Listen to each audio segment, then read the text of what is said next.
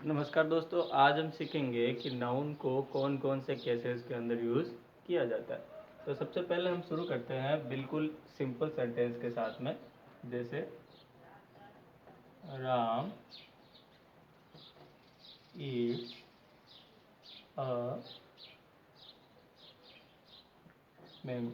तो इस सेंटेंस के अंदर देखिए दोस्तों कि सारा काम हमारा जो है वो कौन कर रहा है, राम कर रहा है। क्या काम कर रहा है? ईट करने का काम कर रहा है, खाने का काम कर रहा है। किसे खाने का काम कर रहा है? मैंगो को। यानी जो एक्टिविटी ईट हो रही है वो किसके ऊपर हो रही है? मैंगो के ऊपर। और कर कौन रहा है? राम कर रहा है। तो राम यहाँ पर हमारा सब्जेक्ट है और मैंगो यहाँ पर हमारा ऑब्जेक्ट है। तो जहाँ पर हम, ये भी नाउन है राम भी, और ये मैंगो भी नाउन है। तो जहाँ पर हम नाउन को सब्जेक्ट के रूप में यूज़ करते हैं वो होता है हमारा सब्जेक्टिव या नॉमिनेटिव केस। और जहाँ पर हम किसी भी नाउन को ऑब्जेक्ट के रूप में इस्तेमाल करते हैं वो होता है हमारा ऑब्जेक्टिव केस। अब दोस्तों देखिए, कई बार क्या होता है, एक ही सेंटेंस में हमारे पास दो तीन ऑब्जेक्ट होते हैं, लेकिन हमें यह देखना है कि मेनली जो हमारा वर्ब है वो किसके ऊपर फंक्शनिंग कर रहा है। जैसे I gave Ramesh a book. अब इस सेंटेंस को ध्यान से देखिए दोस्तों, यहाँ पर जैसे आई, ये तो हमने प्लूरल ले लिया। वैसे यहाँ पर सब्जेक्ट में हम, ये जो केस है नाउन का, ये नाउन और प्रोनाउन दोनों में सिमिलर रूप से काम करता है। नाउन में भी केस हम सब्जेक्टिव ऑब्जेक्टिव या नॉमिनेटिव ऑब्जेक्टिव दोनों ही होते हैं, और प्रोनाउन के अंदर भी होते हैं। प्रोनाउन के अंदर भी पॉजिटिव केस होता है, नाउन के अंदर भी होता है। तो ये सारे नाउन और प्रोनाउन में सेम फंक्शन काम करते हैं। तो यहाँ पर जैसे माना कि हमारा सब्जेक्ट है आई, तो आई जो है वो तो हमारा सब्जेक्ट हो गया। अब इसके बाद में गेव हमारी वर्ब हो गई। अब ये किसको दे रहा है? आई गेव क्या दे रहा है? सबसे पहले क्या दे रहा है? A book. ए बुक दे रहा है। किसको दे रहा है? रमेश को। तो सबसे पहले गेव क्या कर रहा है? बुक गेव कर रहा है। तो हमारा सबसे पहला ऑब्जेक्ट क्या है? बुक है। और दूसरा ऑब्जेक्ट क्या है? रमेश।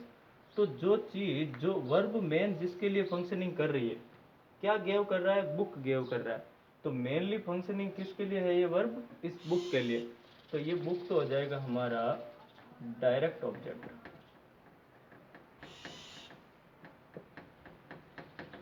और ये रमेश जो है ये हमारा होगा इनडायरेक्ट ऑब्जेक्ट। क्लियर है दोस्तों? यहाँ पर हमने सीखा कि डायरेक्ट ऑब्जेक्ट कौन सा होगा? जिसके लिए वर्ब डायरेक्ट फंक्शनिंग कर रही है, और उसके अलावा जो कुछ भी होगा वो हमारा इनडायरेक्ट ऑब्जेक्ट होगा। उसके अलावा एक और सेंटेंस लिख लेते हैं, जैसे Ram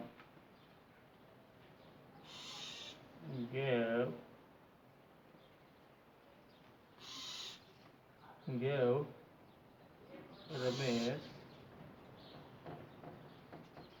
a book in the class। अब यहाँ पर देखिए दोस्तों, राम तो हमारा सब्जेक्ट हो गया, गेव हमारी वर्ब हो गई, ऑब्जेक्ट रमेश भी है, बुक भी है और क्लास भी है। ये तीनों हमारे ऑब्जेक्ट है। तो अब इसमें से डायरेक्ट कौन सा होगा और इनडायरेक्ट कौन सा होगा? तो गेव जो हमारी वर्ब है वो डायरेक्ट फंक्शन करती है किसके लिए? बुक के लिए। क्या दे रहा है? बुक दे रहा है। तो सबसे पहले ये जो वर्ब है वो किसके लिए फंक्शन कर रही है? बुक के लिए फंक्शन कर रही है। तो हमेशा ध्यान रखा जाए कि जो वर्ब है वो जिसके लिए फंक्शन कर रही है, जिस ऑब्जेक्ट के लिए, केवल वही ऑब्जेक्ट डायरेक्ट होगा, बाकी सारे के सारे ऑब्जेक्ट इनडायरेक्ट होंगे। ये भी इनडायरेक्ट ऑब्जेक्ट होगा। तो दोस्तों अभी तो हमने सीखा है सब्जेक्टिव और ऑब्जेक्टिव, या नॉमिनेटिव और ऑब्जेक्टिव हमने केस सीखा है। अब दोस्तों तीसरा और सबसे इम्पोर्टेंट जो हमारा केस होता है वो होता है पॉजिटिव केस। तो पॉजिटिव केस कैसे फंक्शन करता है देखिए, जैसे एक सेंटेंस में यहाँ पर लिख रहा हूँ, दिस इज राम्स हाउस। यानी यहाँ पर जो मैंने राम्स लिखा है, इस राम्स का क्या मतलब है? इस राम्स का मतलब है बिलोंगिंग टू